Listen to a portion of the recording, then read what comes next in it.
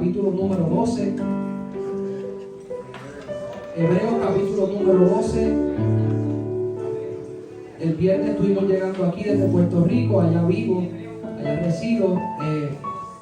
Estuvimos llegando para la actividad que hubo el día de ayer, donde nos posamos. Y en este día queremos así compartir la palabra del Señor. A los que no lo conocen, respondo al nombre de Ruiz. Y quiero que también reciba saludos de mi amada esposa, de mis hijos y de la iglesia donde nos congregamos allá en Puerto Rico, donde también se alaba y se siente la presencia del Señor.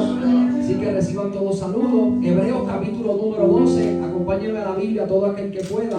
Si usted tiene un compañero a su lado que no tiene Biblia, la puede compartir para que de igual manera pueda ser edificado a través de la poderosa palabra del Señor. Hebreos en su capítulo número 12. Vamos a estar considerando esos primeros dos versículos, dando gloria y honor, alabanza al Dios del cielo. ¿Lo tenemos, hermano? Amén.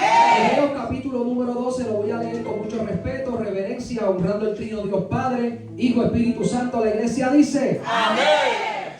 Por tanto, nosotros también, teniendo en derredor nuestro tan grande nube de testigos, despojémonos de todo peso y del pecado que nos asedia, y corramos con paciencia la carrera que tenemos por delante. Verso 2, puestos los ojos en Jesús, el autor y consumador de la fe, el cual por el gozo puesto delante de él sufrió la cruz, menospreciando el oprobio, y se sentó a la diestra del trono de Dios. Vamos a orar. Invito a la iglesia a se una conmigo en oración, pidiéndole al Dios Todopoderoso que nos edifique, que nos fortalezca, que nos ministre a través de su preciosa palabra, y que en esta hora el Dios Todopoderoso en esta tarde hable a cada una de nuestras vidas y seamos edificados a través de su palabra. Únase conmigo en esta oración. Dios Todopoderoso, ante ti venimos en esta tarde dándote gloria, honor, alabanza, reconociendo tu presencia, tu grandeza. Tú eres el Dios Todopoderoso. En este lugar te hemos adorado, hemos cantado a tu nombre con cánticos e himnos espirituales,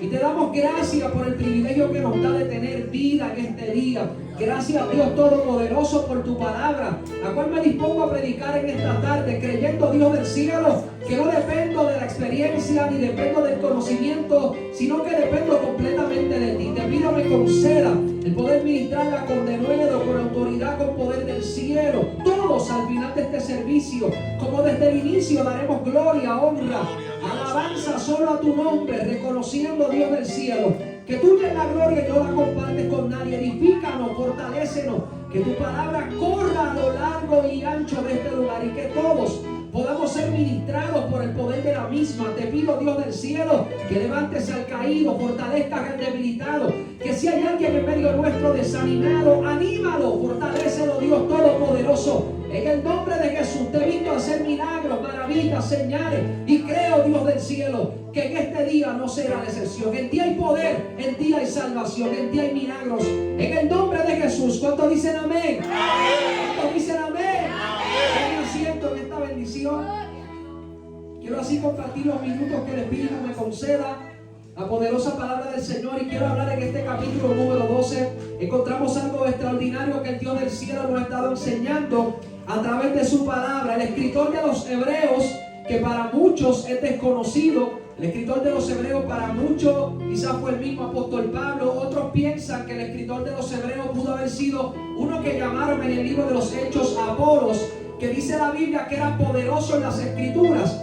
Sin embargo, podemos ver que el escritor de los Hebreos fue inspirado por el Espíritu y comenzó a hablar, comenzó a escribir acerca de aquello que él quería traer de parte del Dios del cielo a un pueblo que necesitaba escuchar un mensaje claro y contundente del Espíritu. En este capítulo número 12 él comienza a hablar acerca de una carrera, y él comienza a decir que nosotros también, teniendo en derredor la gran nube de testigos, de esa nube de testigos es la cual yo quiero hablar. Comenzamos a ver que él comienza a decir que en medio de esa carrera había que despojarse del peso y del pecado que nos asedia. Hablar del evangelio, los escritores hablaron del evangelio y lo comparaban con una carrera. Es una clara metáfora que hace el escritor, y esto sería crucial en los lugares donde conocían lo que eran las carreras. Por eso cuando Pablo escribe a los Corintios, le dice: todos los que van al estadio, ellos todos corren, pero solo uno se lleva el premio. Y él decía: corran de tal manera que ustedes ustedes puedan obtener el premio, porque el atleta, para poder correr la carrera de manera correcta, de todo se abstiene. Ellos corren por una corona corruptible, pero él decía, nosotros corremos por una corona incorruptible de gloria. ¿Alguien me está entendiendo en esta tarde? Yo creo que nosotros tenemos que comprender que en medio de la carrera hay un Dios todopoderoso que nos ha enseñado, en medio de ella debemos despojarnos de todo peso para llevar a cabo la carrera de la manera correcta. Nos despojamos del peso y del pecado que nos asedia para correrla con paciencia. Esto que se enseña en la eclesiología es que no es una carrera de velocidad, sino de resistencia. No es el primero que llegue, es que yo me pueda mantener dentro de la carrera. ¿Cuántos alaban el nombre del Señor? Y en medio de esa carrera me voy a despojar del peso, me voy a despojar del pecado para correrla de la manera correcta. Yo no voy corriendo por un premio corruptible, yo voy corriendo porque mi meta y tu meta es alcanzar el reino de los cielos. Alguien puede alabar a Dios. Y él comienza a decir, hay una nube de testigos que nos asedia. Y esa nube de testigos se la tenía muy clara, había mencionado algunos de ellos en el capítulo anterior. Por eso en el capítulo 11 él comienza a hablarnos acerca de la fe. Y yo creo que en medio de la carrera podemos mirar la vida de hombres y mujeres que fueron grandes ejemplos para aquellos en los cuales vivieron en algún tiempo y fueron marcados para una generación. En el capítulo 11 encontramos el versículo muy conocido desde el verso 1 cuando dice, es pues la fe, la certeza de lo que se espera y la convicción de lo que no se ve. La fe, aunque es una palabra corta, muy sencilla, tiene un mensaje claro y contundente. Yo no lo estoy viendo, yo no lo he recibido, pero por medio de la fe, ¿alguien me entiende? Por medio de la fe yo estoy claro, yo tengo la certeza, yo tengo la convicción. Yo no he visto nada, pero no hay nada imposible para Dios. Esa es tu fe y esa es mi fe. Es la certeza de lo que yo estoy esperando, es la convicción de lo que yo no estoy viendo. Él habló de la fe porque se está refiriendo a los testigos. ¿Quiénes eran los testigos? Él los mencionó en el capítulo número 11. Cuando habla de la fe, comienza diciendo, por la fe hemos creído haber sido constituido el universo. Él dijo que lo que se ve fue hecho de lo que no se veía. Hemos creído por medio de la fe. Por eso en el principio él se remonta al Génesis, que en el principio Dios crea los cielos y la tierra, que la tierra está desordenada y vacía, pero que Dios comenzó a crear. El Dios que tú y yo servimos no es creado por nada, no es creado por nadie. Él es el creador. El escritor de Hebreos dice, por la fe hemos creído haber sido constituido el universo. Y lo que se ve fue hecho de lo que no se veía. Esa es la fe.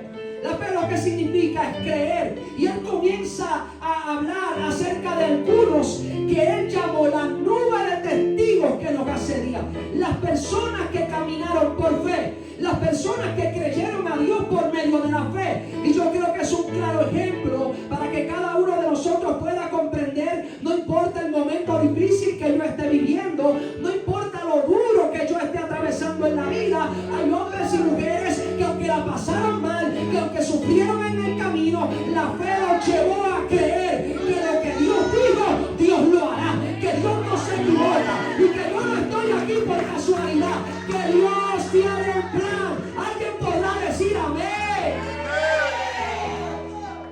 Él comienza a hablar de ellos y comienza a hablar primero de Abel. Él dice que Abel ofreció a Dios más excelente sacrificio que Caín. Abel era un pastor de ovejas, su hermano Caín era un agricultor, pero Dios no tenía favoritos. No era que Dios prefería a uno o al otro, es que la Biblia dice que Abel ofreció a Dios más excelente sacrificio que Caín, que Abel llevó de lo más corto que tenía. Allí en Génesis se nos enseña lo que está haciendo Abel. Abel quiere llevar ofrenda al Dios que servía, pero esa ofrenda que lleva Abel lleva lo mejor que tiene. La Biblia dice de lo más corto. Abel lo llevó como ofrenda agradable delante del Dios del cielo. Caín lleva su ofrenda, pero lo que Abel constituido delante del Dios del cielo como una ofrenda agradable. Por eso Abel, para el escritor de los Hebreos, él representa lo que es la pasión, lo que es la entrega. Yo quiero darle lo mejor a Dios. Yo quiero entregar lo mejor de mí para servir a Él con todo el corazón. Yo no le sirvo a Dios por lo que Él me puede dar. Es que yo estoy convencido que ese Dios que me salvó, que ese Dios que me rescató, yo quiero vivir para Él. ¡Oh, gloria! Y ese es Abel, el que quiere vivir entregado al Dios del cielo. Él representa la entrega y representa la pasión. Representa eso que había dentro de él. Ese fuego que lo llevó a poder darle lo mejor a Dios. A poder vivir entregado al Dios del cielo. Y creo que es un ejemplo para cada uno de nosotros. Que podamos entender que esa fe nos va a llevar a nosotros poder vivir entregados. A vivir apasionados. La pasión no puede morir en el camino. La pasión no puede caer al suelo. Necesitamos una iglesia apasionada. Necesitamos una iglesia entregada. Cuando vivimos entregados, hacemos lo que representó Abel. La Biblia dice que fue justo delante del Dios del cielo. El justo hace lo correcto. El justo no paga mal por el bien. El justo entiende que no importa lo que esté viviendo, hará lo correcto delante del Dios del cielo. Esto es tan importante que la Biblia dice: no erréis, porque los injustos no heredarán el reino de los cielos. Hablamos de los fornicarios, de los adúlteros, y cuando escribe Pablo a los Corintios le dice: no erréis, no cometan el error, porque tampoco los injustos heredarán el reino de los cielos. La injusticia no le agrada a Dios. Su nombre. La injusticia no le agrada a Dios. Y dice: Abel fue justo delante del Dios del cielo. Y en la justicia lo que hace que Dios recibiera aquella ofrenda, no por lo que Él lleva, de la manera en que lo hace con entrega, lo hace con pasión. Y representa a esa persona que quiere vivir entregada al Dios que adora y al Dios que sirve. Yo vivo entregado a Dios no por lo que Él me puede dar, es por lo que ya Cristo hizo por cada uno de nosotros. Él entregó su vida, Él vivió sin esperar nada a cambio. Incluso Él dijo: yo no vengo a hacer mi voluntad, yo vengo a hacer la voluntad de mi Padre que me ha enviado. Él vino por amor a rescatar nuestra vida del Seol, a rescatarnos de la condenación. Nos dio vida, nos dio paz, nos dio el amor, entregó su vida por cada uno de nosotros. Por eso debemos vivir entregados, apasionados al Dios que nos rescató, al Dios que nos redimió. Su sangre preciosa nos limpió de todo pecado. A Dios sea la gloria. Aleluya. Para ir avanzando, comenzamos a ver que el escritor de los Hebreos, después de hablar de Abel, comienza a hablarnos de Enoc. Y cuando nos habla de Enoc, dice la Biblia en el capítulo número 5, de ahí del libro de Génesis, que Enoc fue traspuesto para no ver muerte. Pero antes de ser traspuesto, él tuvo algo que la Biblia llama testimonio. Dice la Biblia que Enoc caminó con Dios, que caminó con Dios y que desapareció porque Dios se lo llevó. Ese es Enoc. Y es representativo lo que dice el escritor de los Hebreos en el capítulo número 11. Me pregunto yo, ¿por qué mucho no se escribió de Enoc?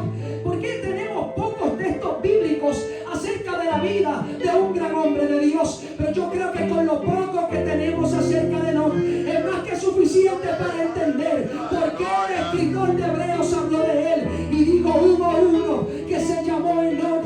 Su nombre significa dedicado. Y esto precisamente es lo que hace Enoc. Enoc vive dedicado al Dios del cielo. Enoc representa la integridad, al Dios que adora y al Dios que sirve.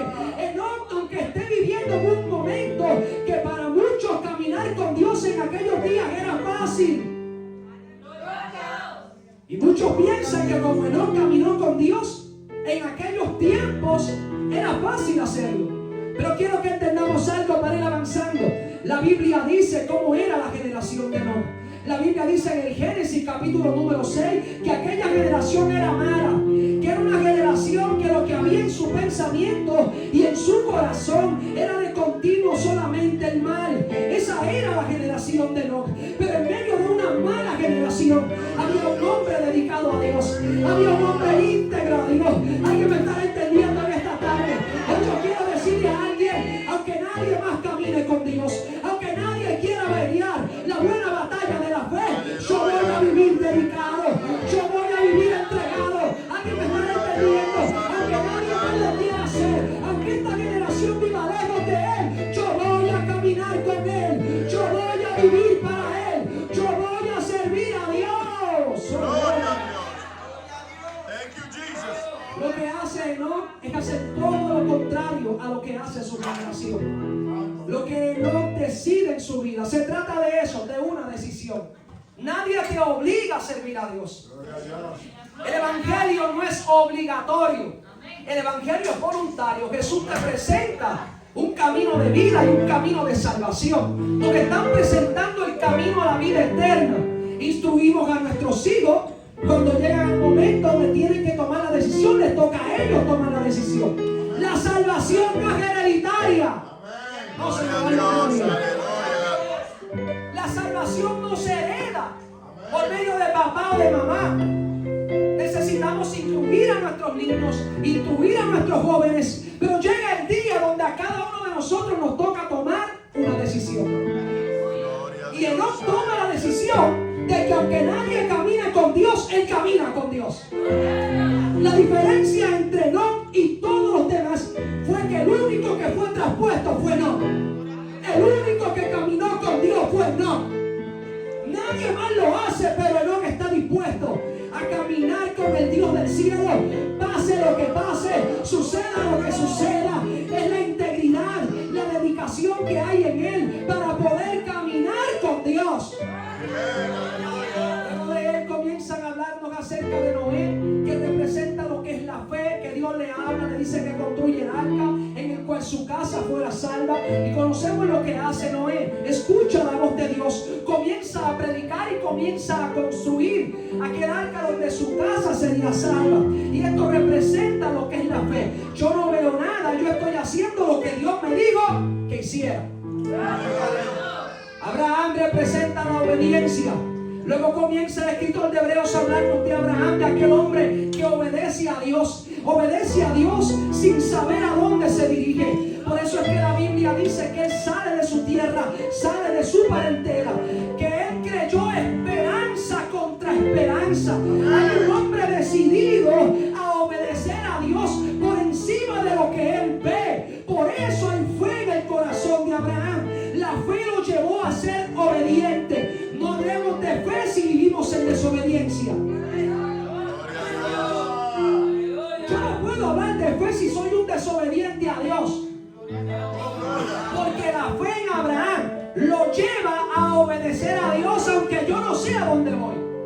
Aunque tengo que dejar cosas que yo pensé que no iba a dejar. Por eso es que él sale. Incluso el escritor de Hebreos dice que él sale y que va para una ciudad cuyo arquitecto y cuyo constructor es Dios. ¿Alguien lo entendió? Abraham sale a una ciudad y la Biblia dice cuyo arquitecto y constructor es Dios. Abraham no sabe para dónde va, pero Abraham sabe que va a un puerto seguro. Abraham sabe a dónde se dirige. Fue lo que Cristo dijo a los discípulos: no se turbe vuestro corazón, no tengan miedo, creed en Dios, creed también en mí. Él dijo: en la casa de mi Padre muchas moradas hay. Si así no fuera, yo os lo hubiera dicho. Pero él dijo: yo voy a preparar lugar para ustedes, para que donde yo estoy, ustedes también estén. ¿Alguien me está entendiendo? Yo no sé para dónde voy, pero hay un lugar que me espera.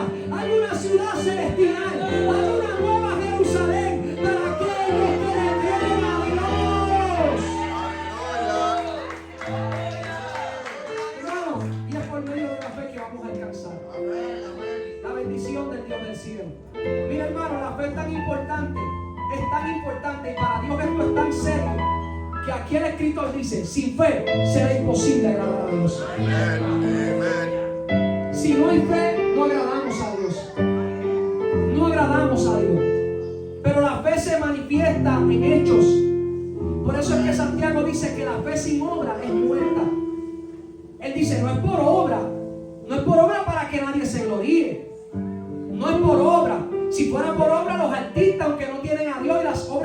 que hacen, va todo el mundo para el cielo. No es por obra, no se trata solamente de las obras, pero la fe me lleva a mí a hacer obras. La fe me lleva a mí a llevar esa fe a la acción, porque si alguien tiene hambre, yo le daré de comer. Si tiene sed, yo le doy un poco de agua. ¿Cuántos me están entendiendo? Esa es la fe en el corazón del creyente. La fe me lleva a poder compartir con alguien más de lo poquito que Dios me ha dado. La fe acciona. La fe no mira la necesidad y la pasa por alto. No, la fe nos lleva a ayudar al necesitado, a poder extender nuestra mano con el que necesita. Esa es la fe en el corazón del hombre de Dios. Por eso es que aquellos que fueron mencionados accionaron en fe. Esa fe los llevó a caminar en el propósito de Dios. La fe lleva a Abraham a obedecer. Yo no entiendo, quizás no comprendo nada, pero la fe me lleva a obedecer lo que Dios dijo que hiciera. Ese es Abraham. Eso es lo que hace un hombre de Dios. Mencionan también a Sara, que por fe Sara, aunque era estéril, pudo concebir. Y cuando la Biblia menciona a Sara, y el escritor de los Hebreos habla de ella, él dice estas palabras de Sara, porque ella creyó que era fiel el que había prometido.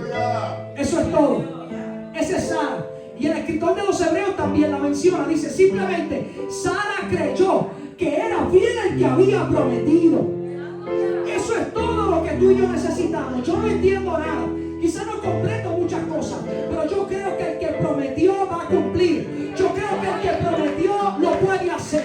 Yo creo que no hay nada imposible para él. Yo creo que esa es la fe que tú y yo necesitamos para poder caminar en este mundo lleno de maldad, lleno de violencia, lleno de caos. No necesitamos un nuevo gobierno. Lo que necesitamos es poder de Dios.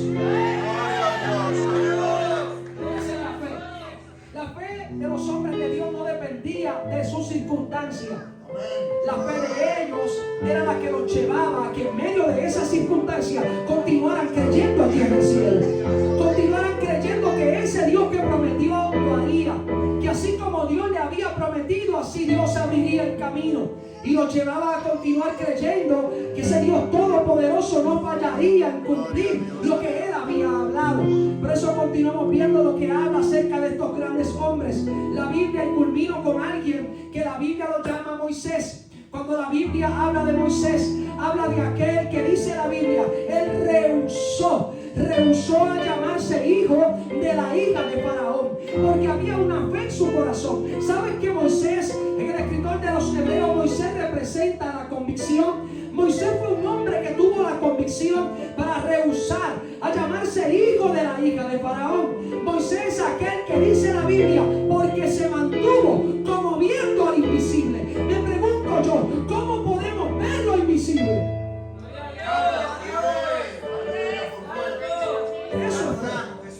Eso es fe. Por eso Cristo en una ocasión hubo un hombre que era jefe de la guardia romana, que escuchó hablar de Jesús y que envió a su criado y le dijeron a Jesús que dijera la palabra sobre aquel que estaba enfermo y que el enfermo sería sanado. Eso es fe. Eso es fe. Y no lo digo yo, fue Cristo el que lo dijo. ¿Saben lo que dijo el centurión? Yo soy un hombre de autoridad. Y cuando yo le digo a aquel que venga, él viene. Cuando yo le digo a aquel que vaya, él va. Y cuando yo le digo que haga esto, lo hace. Eso se llama autoridad, ¿sí o no? Y él dice, díganle a Jesús que diga la palabra, que mi criado será sanado. Yo no soy digno de que él entre a mi casa. Mira lo que hace un hombre de autoridad sobre la paz de la tierra. El centurión entendió que por encima de las autoridades terrenales hay una autoridad superior. Hay una autoridad divina, siendo a Dios. Hay una autoridad que le dice que ya se acabó y hasta ahí llegó. ¡Gloria a Dios! Dice el hombre que él creía, yo no soy digno de que él esté aquí, pero si él lo dice, va a ocurrir. ¿Saben lo que Cristo dijo de él? En Israel yo no he hallado tanta fe. Jesús en lugares, la Biblia dice que hizo pocos milagros por la falta de fe. La fe mueve a Dios a hacer milagros. La fe mueve a Dios a manifestarse con poder sobre aquellos que creen en Él. La fe no es solamente lo que sale por nuestros labios. Lo que tú y yo accionamos en fe, creyéndole a Dios. Y esa fe que había un hombre que solo había escuchado hablar de Jesús. Por eso yo puedo compartir miles de testimonios. Te puedo compartir los testimonios que he experimentado en el ministerio. Ver a Dios hacer grandes maravillas. Ver gente levantarse de la silla de ruedas y decirle: no corras, que te puede caer, suave. Ver a Dios sanar del cáncer, hacer cosas extraordinarias. Dios del cielo hace milagros y maravillas.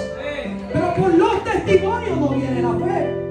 La Biblia dice que la fe viene porque por el oír la palabra de Dios. Esa es nuestra fe. Su palabra añade fe a nuestra vida. Por eso los hombres de Dios creyeron a Él, porque había una palabra sobre ellos. Por eso Moisés representó la convicción, porque desde aquel día que Dios le dijo: el yo soy irá contigo, él creyó. Y aunque está pensando que no tiene la capacidad, que no tiene la habilidad, que no tiene los recursos, Dios le dijo: ¿qué tú tienes en tu mano? Una vara, suéltala.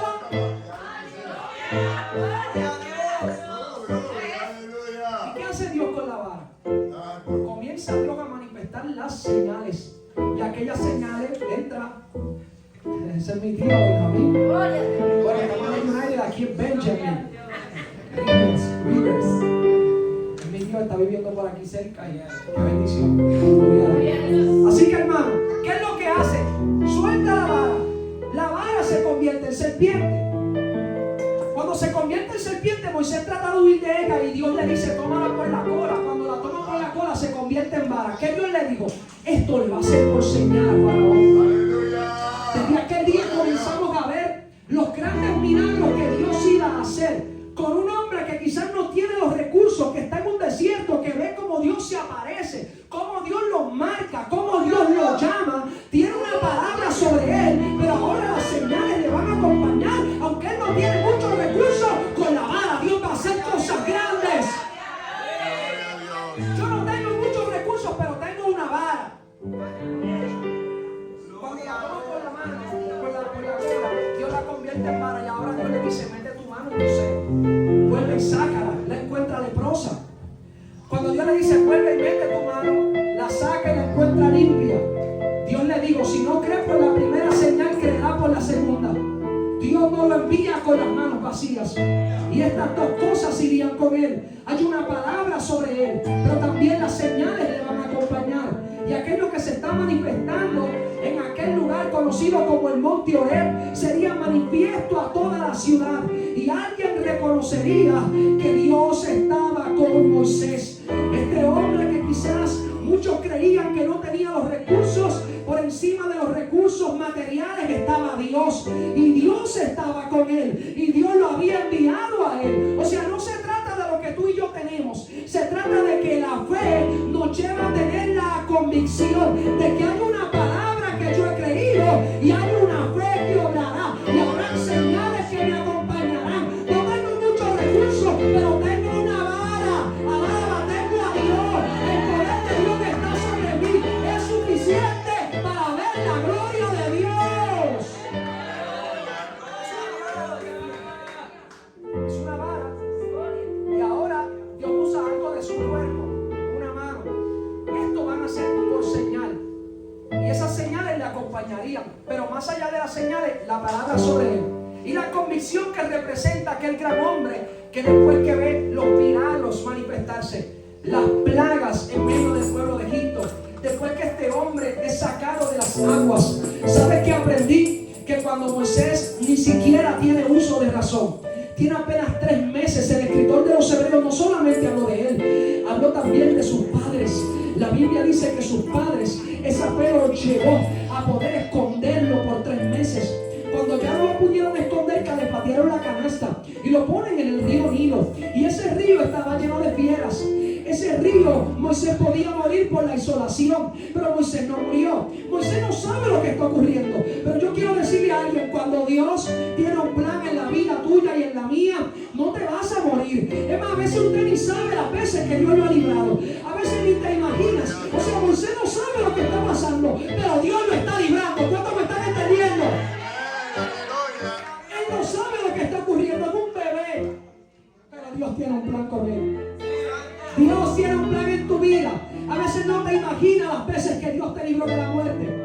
veces no te imaginas las veces que Dios te libró de balacera. A veces no te imaginas las veces que Dios te libró de accidente. Dios te ha estado protegiendo a Moisés y Dios tiene un plan en la vida de él. Ahora llega el momento donde él tiene que enfrentar los retos, los desafíos que fueron presentados. Pero él está consciente y tiene la convicción de que Dios lo llamó. Viendo plagas, viendo el mar rojo abrirse en dos. ¿Por qué Moisés representa la convicción? Porque después de ver tantos milagros, llegó el día donde él le dice a Dios: si tu presencia no va conmigo, no nos saques de aquí. Eso se llama convicción. Aunque yo lo he visto todo, si tú no vas conmigo, no nos saques. Si tú no me acompañas, yo quiero decirle a alguien: sin Dios esto no funciona. Puedes ser un buen teólogo, puedes tener todos los recursos del mundo, puedes conocer la palabra de Génesis y Apocalipsis. Sin Dios esto no funciona. Sin el Espíritu esto no funciona. Por eso Pedro negó a Cristo en 3 ocasiones, caminó con él, lo escuchó, fue rabí para Pedro, para los discípulos. Pero cuando llegó la hora de la verdad le dijeron: tú eres uno de los que camina con él porque tu hablante de ata. Yo ni lo conozco. ¿Por qué? Porque el Espíritu de Dios no había hecho morada en él. No había sido bautizado por el Espíritu. Porque cuando llega el día de Pentecostés y está lleno del Espíritu, ya no tenía miedo, ya no tenía temor. Ahora predicó en medio del pueblo y se levantó como un gran predicador y le dijo: el que ustedes crucificaron, el que escupieron, el que abofetearon, él ha venido a ser la piedra angular. Ya no tiene miedo a morir. Fue desechado por los hombres, digo, pero fue engrandecido por el Dios del cielo. Ese es el Cristo que yo predico, fue gloria. El que nuestras manos palparon, el que nuestros ojos vieron, al Cordero inmolado que quita el pecado del mundo. Lo había conocido, lo había experimentado, pero ahora estaba lleno del Espíritu Santo. Y ellos fueron aquellos que pudieron ser los que trastornan las ciudades, dice la Biblia, en el nombre de Cristo. Fueron aquellos que expandieron el Evangelio, porque Dios estaba con ellos. No predominaba la mentira. Los mentirosos expiraron, murieron en medio del pueblo, porque el poder de Dios estaba sobre ellos. No tienen temor a la persecución. En Jerusalén, en Judea, en Samaria se comenzó a predicar el Evangelio. Ellos no tienen temor a morir, porque saben que Dios estaba con ellos. Es lo que hace Moisés. Moisés no tiene miedo a la muerte. Moisés tiene la convicción: si tú no me acompañas, no me saques, por favor, porque él sabe que no depende de sus recursos, que no depende de la experiencia pasada, de los milagros que él ya ha visto. Depende completamente de Dios. Hermano, el día que usted y yo pensamos que lo podremos lograr sin él, es el día que fracasaremos. El que piensa que lo puede lograr sin Dios fracasa. Si piensas que tienes todos los recursos y que lo puedes hacer sin él, fracasará. Cristo lo predicó de forma muy sencilla. Él dijo: separado de mí no puede hacer nada. Y esto es algo que tú y yo vemos a diario. A diario. Si nos alejamos de Dios, corremos peligro. Corremos peligro. Peligro. Peligro. Dios tiene un plan. Te va a cuidar, te va a proteger, te va a guardar. Él tiene un plan en tu vida. Pero llega el momento donde tiene que haber esa convicción. Esa fe es la que nos hace tener esa certeza. Yo tengo la certeza. Yo estoy convencido. Yo no lo he visto, pero yo estoy convencido. Y mi convicción no se negocia por nada. El mundo puede estar patas arriba, las cosas pueden estarme saliendo mal, pero yo tengo la convicción. Yo tengo la palabra que añade fe a mi vida. Yo he creído en este anuncio. ¿Cuántos me están entendiendo? Yo creo que lo que Dios dijo va a ocurrir. Yo creo que en cualquier momento la iglesia sale de esta tierra. Aunque ya muchos no prediquen sobre eso, aunque ya muchos no crean en eso, yo creo que en breve salimos de aquí. Yo creo que vamos a un lugar donde no habrá llanto, donde no habrá dolor. Yo creo que en breve las bodas del Cordero serán celebradas. Alguien puede alabar a Dios. Esa es la convicción en él. Y él se rehúsa, dice, se rehusó Yuri a ser llamado hijo de la hija de Faraón. Se rehusó. No me interesa lo que el mundo me puede ofrecer, porque Porque yo tengo la convicción y yo creo a aquel que me llamó, al que me escogió. Yo no tengo las habilidades, yo no tengo los recursos, pero tengo a Dios. Alábalo si puede. Yo no tengo mucho que ofrecer, pero Él está conmigo. Él es más que suficiente. ¿Recuerdan esa linda alabanza que dice: si te tengo a ti, yo lo tengo todo, yo lo tengo todo? Él es más que suficiente. Elohim, el que todo lo puede. Él es Jehová Rafa, Jehová Jireh, el admirable, el consejero. Él es el Dios fuerte. Él es mi Padre eterno. Él es el príncipe de la paz. Él es Emmanuel, Dios con nosotros. Él es todo lo que tú y yo necesitamos para vivir convencidos de que aunque todo esté a mi alrededor mal, yo creo que Dios obrará. Yo creo que Dios lo va a hacer. Yo creo que algo grande va a suceder. ¡Oh, gloria! Jesús. Es la convicción de los hombres de Dios. Estamos mirando la obediencia de ellos. Estamos mirando la dedicación de ellos. Estamos mirando la entrega que hay en cada uno de ellos. La pasaron mal, sufrieron en el camino. Muchos fueron echados al pozo de los leones, como escribió el escritor de Hebreos. Mas sin embargo la fe los llevó a creer. No importa que me rodeen los leones, yo creo lo que Dios dijo. Yo creo lo que Dios habló. A lo mejor estamos rodeados en ocasiones. Por eso Él dice: el pecado que nos asedia, despójate de él. Despójate, porque hay que correrla con paciencia. Con paciencia. No te desesperes en el camino. No te desenfoques en el camino. Mantente enfocado. ¿Qué termina diciendo el escritor? Y concluyo. El escritor, después de hablarnos de la nube de testigos, nos está diciendo: puestos los ojos. ¿En quién? ¿En quién? En Jesús. En Jesús. En Jesús. Él dice: pongan su mirada en Él. Puestos los ojos en Jesús. Él es el autor y es el consumador de vuestra fe. De vuestra fe. No importa lo que estemos viviendo, hermano. Hoy yo quiero decirle a alguien que no mengue tu fe. No hay espacio para la duda. No hay espacio para el temor. Yo voy a continuar creyéndole a Dios. Mi fe no menguará. Yo quizás no le estoy pasando bien, pero todavía me queda fe. Todavía puedo creer a Dios. Todavía su palabra me inspira y me lleva a creer que en cualquier momento Dios obrará. Él se glorificará. Su nombre será engrandecido. Alguien puede alabar a Dios. Esa es la fe. Voy a poner mis ojos en Él. En Él. En Él. Él es el autor y consumador de vuestra fe. ¿Qué es lo que hace el escritor de Hebreos? Dice: lo que hizo Abraham fue grande. El padre de la fe. Lo que hizo Moisés, impresionante. Lo que hace David. Él menciona a Noé. Él habla de Abel. Él comienza a hablar de cada uno de ellos y los comprende como héroes de la fe. Héroes de la fe. Pero por encima de Abraham, por encima de Moisés y por encima de los grandes profetas, Él dice: pongan su mirada en Jesús. ¿Hasta me están entendiendo? Pongan su mirada en Jesús. Por eso Pablo dice a los colosenses: no pongan su mirada en las cosas de abajo, en las cosas terrenales, porque ellas perecen. Él dice: pongan su mirada en las cosas de arriba.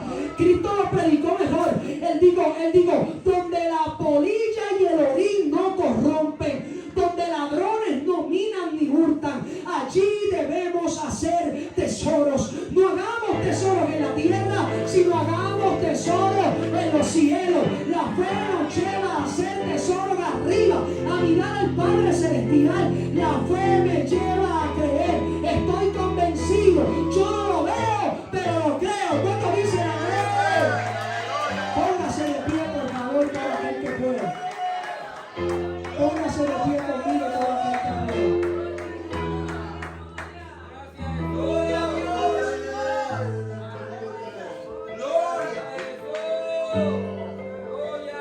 Gloria a Dios. Quiero leer estos dos versículos bien rápido. El capítulo número 11, verso 23. Santo tú eres. 32 dice de la siguiente manera: ¿y qué más digo? La pregunta que se hace el escritor: ¿y qué más digo? Porque el tiempo me faltaría contando de Gedeón, de Barak, de Sansón, de Jefté, de David, así como de Samuel y de los profetas. Verso 33: que por fe conquistaron reinos, hicieron justicia, alcanzaron promesas, taparon bocas de leones, apagaron fuegos impetuosos, evitaron filo de espada, sacaron fuerzas de debilidad, se hicieron fuertes en batallas. Él está hablando de hombres y mujeres que decidieron por medio de la fe. Todo lo que hicieron fue lo que los llevó a realizarlo, la fe. Es todo lo que él dice. Todo lo que ellos hacen, enfrentando grandes ejércitos y enfrentando las mismas tinieblas, lo que los llevó a ser victoriosos fue la fe. Fue la fe. Por eso los llamó héroes de aquella fe. Aquella fe los llevó a mantenerse firmes aún en medio de sus debilidades, de sus aflicciones, de los grandes retos y desafíos que enfrentaron. Es la fe la que los llevó a la victoria. Y hay una fe que no es momentánea ni es pasajera, que nos llevará a poder alcanzar victoria en medio de este tiempo que vivimos. Esa es tu fe y esa es mi fe. Y la fe no puede menguar en medio del tiempo que atravesamos. Caos, violencia y maldad. Pero en medio de ella hay una fe que nos lleva a creer que Dios lo va a hacer, que Dios va a salvar al que está perdido, que va a libertar al que está atado, que va a sanar al que está enfermo. Es tu fe, es mi fe. Y es la convicción que tenemos en creer. Es pues la fe, es la certeza de lo que estoy esperando, la convicción de lo que yo no he visto. Esa es tu fe. ¿Cuánto le da un aplauso fuerte a Jesús? Él es merecedor de gloria, honra y alabanza. Él sea todo el honor.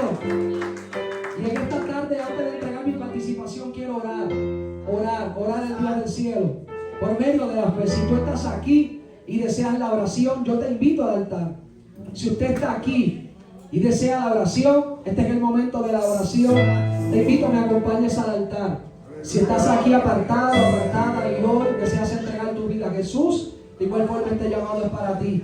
Recibe a Cristo como tu Señor y Salvador. Reconcíliate con Él. La Biblia dice, mientras Pablo escribía inspirado por el Espíritu, reconciliados con Dios. Se nos ha entregado el mensaje de la reconciliación, de que el hombre fuera reconciliado con Dios. Y si estás aquí enfermo, enferma, te invito al altar. Dice aquí, el Salmo 103, que Él es el Dios que sana todas nuestras dolencias. Él es el Dios que no solamente llevó nuestro pecado, sino también nuestras enfermedades. Es el Dios todopoderoso. Si estás aquí necesitado, te invito al altar. Si estás aquí deseoso de la oración y le crees a Dios, te invito al altar. Si estás aquí pasando un momento dificultoso en tu vida, te invito al altar. Mientras cantamos ese cántico,